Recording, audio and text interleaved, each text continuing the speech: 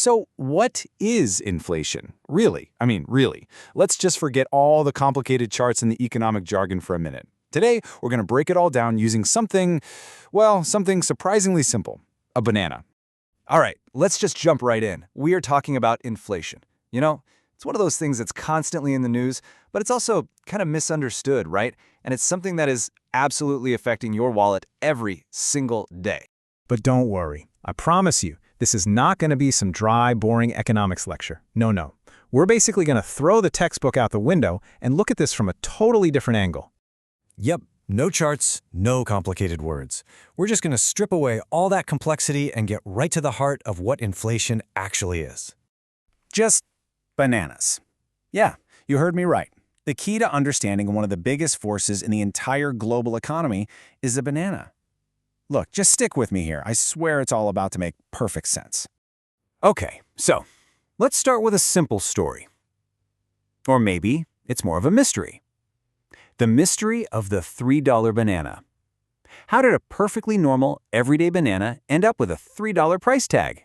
So I want you to picture this. Just 5 years ago, you walk into a store, you grab a banana, and it costs you $1. Easy, right? But today, that exact same banana, nothing different about it, costs $3. The price has literally tripled. So that brings us to the big question, right? Did something happen to bananas? Did they suddenly become super rare or something? Is there some secret banana crisis going on that we don't know about? Or maybe, just maybe, the story isn't about the banana at all. Maybe it's about the money in your pocket. And that's it. That's the answer. The banana is fine. The real story here, the one that's affecting everything you buy, from gas to groceries, is that your money is quietly shrinking. That right there is inflation in a nutshell. It's not some big dramatic event. It's more like a slow leak, a quiet process. Think of it like your phone battery just draining in the background even when you're not looking.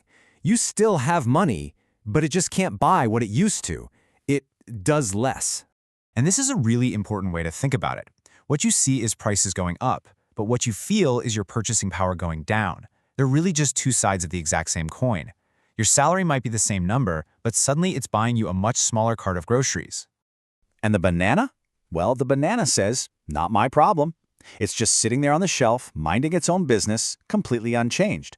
The problem isn't the banana. The problem is the money you're using to buy it. So, you might be wondering, okay, but why does this happen? Well, let's take a look at how this whole thing gets started. And, maybe more importantly, how it can turn into this big cycle that feeds on itself. Okay, let's imagine a super simple little economy. We've got 10 people, and each person has $1. And there are 10 bananas for sale. So that's $10 chasing 10 bananas. Everything is perfectly balanced. $1 buys you one banana. Simple. But now, what if, all of a sudden, everyone has $2 instead of $1? The number of bananas hasn't changed. There are still only 10 of them. But now you've got $20 swirling around in the room, all trying to buy those same 10 bananas. What do you think is going to happen to the price? And there it is. That's the core of it. Too much money, not enough bananas. The price has to go up.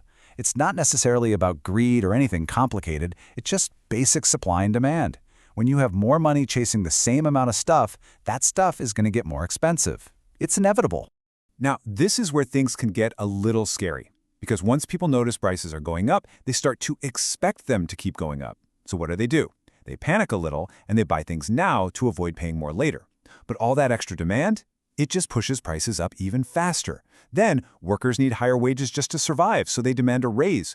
Businesses then have to raise their prices to pay for those new wages. And you see the cycle? It just repeats and feeds on itself. It's this beautiful, terrifying loop.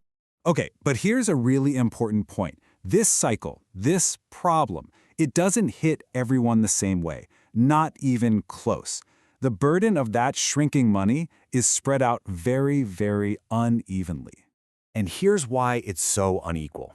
If you're someone who owns assets, like a house or stocks or a business, the value of those things can actually go up with inflation. It acts like a kind of shield. But if you're a wage earner, someone living paycheck to paycheck, you get hit the hardest. You feel that squeeze immediately because the price of everything is rising way faster than your wages are. And that's the tough reality, isn't it? The banana doesn't wait for your salary increase. The price on the shelf goes up today. Your paycheck? Maybe it'll go up next year, or maybe it won't. The banana just doesn't care. So at this point, you're probably thinking, okay, this is bad. Why doesn't the government just fix it? And that's a fair question. The problem is the main tools they have to fight inflation, well, they come with their own pretty painful side effects. And this is the really hard choice. This is a government's dilemma. Option 1, fight inflation. They can do that by raising interest rates, but that makes borrowing money more expensive for everyone, which slows down spending, slows down hiring, and risks a full-blown recession with higher unemployment. So what's option 2? Well, they could try to avoid a recession by not raising interest rates, but then they risk letting inflation just keep growing and growing. It's often a terrible trade-off between two really bad options. So let's bring this all together with the single most important takeaway. Inflation isn't really stealing your money, it's shrinking it. The real story isn't that things are getting more expensive. The real story is that every single dollar you have is becoming less powerful. It happens silently, quietly, one banana at a time. It's not a big bang event. It's a slow, quiet shrinking of your financial world, happening with every single purchase you make. So the next time you're at the store and you see a price that just makes your jaw drop, remember the banana. The banana didn't change. The money did.